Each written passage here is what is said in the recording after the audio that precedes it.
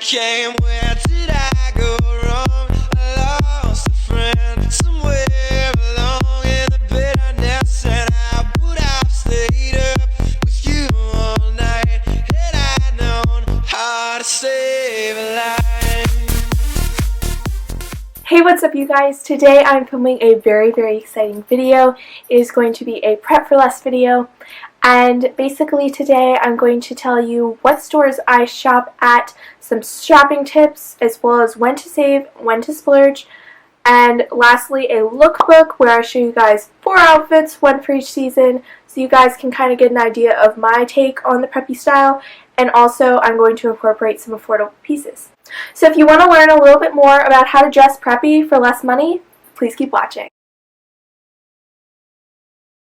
So the first thing that we're going to be talking about is just stores that I personally like to shop at, as well as stores I like to get preppy clothes from. First one is Target, and I love Target's dresses, shorts, and their summer shirts. I think they're all really cute, and I think you can really find some good preppy basics as well as some novelty pieces, but mostly basics at Target. So I also like to shop at stores like Marshall's and Macy's, and these are kind of not necessarily what I would think of as preppy, but I've found that they have a lot of cheaper name brands such as Polo and Tommy Hilfiger, and I have a lot of things from there, and it's way cheaper than buying it from the store themselves. So if you're looking for some cheaper J. Crew-esque clothing, I suggest Gap and Old Navy, which are 2 of my favorite stores ever. When I think of preppy, like my style preppy, I would say that I'm more of a J. Crew kind of prep and not like Vineyard Vines and Lilly Pulitzer, and that's just my personal style. I just don't think I look that great in Lilly Pulitzer. So I really love Gap and Old Navy. They have really cute patterned shorts, tops. Basically the whole store is very J. Crew-esque, so if you're looking for J. Crew-esque clothing for a cheaper price, I recommend Gap and Old Navy. So another place that I like to shop that's kind of unexpected is Polo, and I mean obviously it's expected, but most people are like, well, is that really inexpensive? And I found that the Polo outlets are actually pretty inexpensive. I've gotten a lot of the cable knit sweaters for only $30, and personally for me that's a lot of money for a top or even a sweater, but you can really tell just how high quality they are, and they have lasted me all winter, and I can tell they're going to last me forever. They are such great quality, and they're really great layering pieces for both the fall and winter. The last place I'm going to be talking about is J. Crew Factory, which, I mean, you all probably saw it coming. It is personally my favorite store. That's where my shirt's from. Like, a ton of my clothes are from J. Crew Factory. And really, that's the only reason I have a ton of clothes from there is because I've gotten them on sale. I have never, ever paid full price for something at J. Crew Factory. Personally, I think the prices can be a bit ridiculous, and that's even sometimes when they're marked down. So if you really want something, I think J. Crew Factory is great for novelty pieces. Now, I wouldn't get my basics at J. Crew Factory just because it's expensive. If you find a pair of shorts there that you know no one else has, I will buy them there. I've seen a lot of chino-esque shorts. Like, I know Target has a ton. I have a ton of Target shorts, and I definitely still buy the chino shorts, but I like to invest more in the patterned ones instead of just the plain ones, because the plain ones you can pretty much find anywhere. Plain shorts are everywhere. So I think what's unique to J. Crew Factory is their patterns and kind of the cuts of things. So I recommend just buying those instead of the basics. Next thing I'm going to be talking about are just some shopping tips. Now this first section is about saving money, and my first tip is don't buy it just because it's cheap. I know a lot of us have been sucked into, oh, the shirt's only $10, then I'll get it. But if you're not going to wear it, I would much rather personally devote that $10 going towards a $100 item versus paying $10 for a shirt I might wear once. So recently I have been getting into buying used clothing, if you will. I like to go, there's a Goodwill boutique almost downtown in my city, and it's really cool. I actually got this pair of Banana Republic white jeans, and I haven't had a pair of white jeans that fit in a while. These, I would guess, would retail for at least $40, and I got these for $7. Like, $7, that's insane. And I bought them because I really needed a pair of white jeans. And I recommend places like Goodwill and then boutique Goodwills. I don't know if that's a thing around the country or just in my town. I'm not sure. And also consignment sales. I know a local church right near where I live has a consignment sale every fall and spring. And it's a lot of my friends putting their clothes in.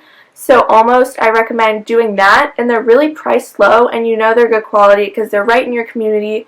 Tips are what to buy cheap. Now I recommend buying your basics cheap just because you're probably going to be wearing them a lot and they're going to get worn out. And also I recommend buying pearl earrings cheap. Mine are just these studs from H&M because I lose my earrings very easily. Especially during the summer when I'm in the pool a lot. I usually wear them in the pool and then I forget I have them on and then I lose one of them and it's a big deal. But it's really not if they're $6 for an entire pack. So that's what I recommend doing personally. I do have a pair of real pearl earrings and I do wear them on special occasions, but I'm kind of afraid to like mess things up. My last tip for you guys in the saving money department is that this is not going to happen overnight. And I remember last year I was in a Catholic middle school, so I didn't really have many clothes. I had some clothes, but I didn't have to wear clothes on a regular basis, just a uniform. So I really felt like I needed to overhaul my closet for high school. I was really stressed out, and I would watch these videos. I'm like, oh, these girls have so many clothes. They're so lucky. Like, I wish I had so many cute, preppy clothes. And now, a year later, all it took was time. You really have to be patient, and I know that sucks, and that sucks that I'm telling you, but it really is true. If you wait for the sales, it will be well worth it, I promise you, because you will be able to get more stuff for your money instead of wasting it on just that one item that you wanted, and it really helps out in the long run. So next I'm going to be talking about when I personally like to save and when I personally like to splurge.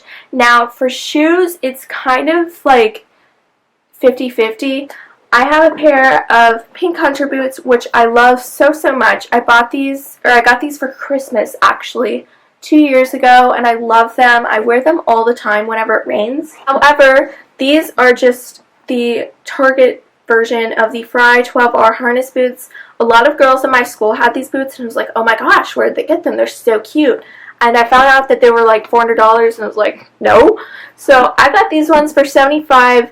And another tip I have for you guys is if you're going to buy a knockoff and you want them to last, I recommend getting a nicer version of a knockoff. These are really good quality actually, and I think they were originally priced at $75 and I got them for around $50. So that's expensive for a shoe, I guess, but it lasted me all fall and winter, and I'm definitely going to wear them again next year. Designer bag I've ever bought / owned is just the Longchamp Le Pliage, and I actually got this in Paris when we were there last year, so I got it actually for a discounted price because the way that the euros converted to dollars, I got it for a discounted price. I want to say in the US it's like $110 and I got it for like $80-ish. My last designer bag that I bought myself is just the Kate Spade Crossbody. I don't know what kind this is. It just has this latch in the front that turns, so if that gives you any idea. I don't think it's available on the website anymore, but it is available in the outlets. That's where I got mine, and I ended up getting this for $60. It's such a great deal and really great for a designer bag. I wear this all the time, and especially it's great during the summer. Last thing that I like to invest in is nice outerwear, and you're probably like, what the heck, outerwear? So basically what I mean by that, I have 3 of the J. Crew vests, and I've gotten these all on sale. None of them were full price, I promise. My mom and I actually wear the same size, so all 3 of these vests we share all during the fall and winter. I just have the black quilted one, the white one. This is actually the J. Crew one, not the J. Crew Factory, and this is the J. Crew Factory herringbone vest. These all the time. They're such a great essential for fall and winter, and they're such a great investment. They are such nice quality, and I like to invest in outerwear because I'm going to wear it for years to come.